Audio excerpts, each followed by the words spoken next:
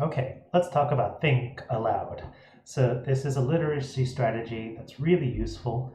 You're essentially reading something with students in an active way that lets them know and hear what's going on inside of your head.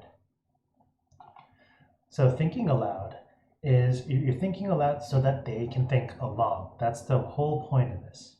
So this was a strategy developed by Beth Davy in 1983. And doing this teaches students how to handle difficult words, how to connect learning between different subjects, and also how to try on what it looks like to be a fluent reader.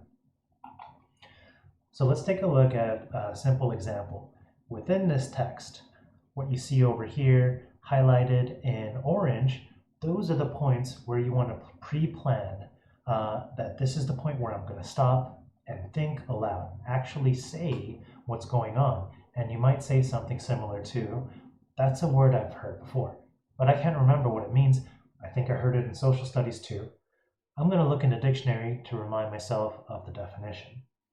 Okay, so you're modeling for your students what it actually sounds like in your head, what you're actually thinking. Okay, you can also take a word like this, non-representational, and there you might think aloud about how you're breaking a long word like that down into separate parts. Non, okay, so it's not something. Representational, where have I heard something similar to that? Okay,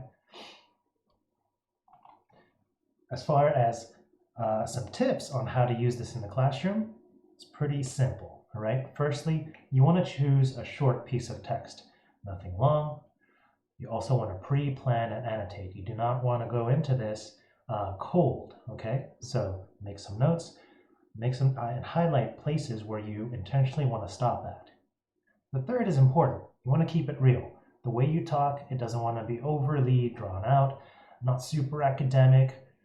You can say things like, oh, you know what, right over here where it talks about flightless birds, that reminded me of penguins. Okay, so you're telling them what's going on in your head, but you're not saying things like, this is a metacognitive strategy that I'm engaging in, and I'm making connections like this.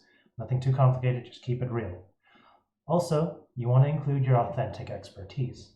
What that means is if you're reading a passage from a different area, you don't have to act like you're an expert in that area. You are the expert in your particular area, and that's actually great.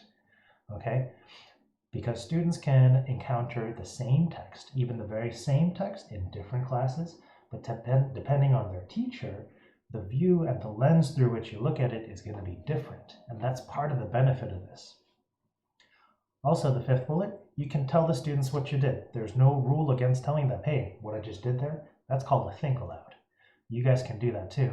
Maybe not literally, but that's how you can be thinking in your own heads, okay, about when you encounter a word like this.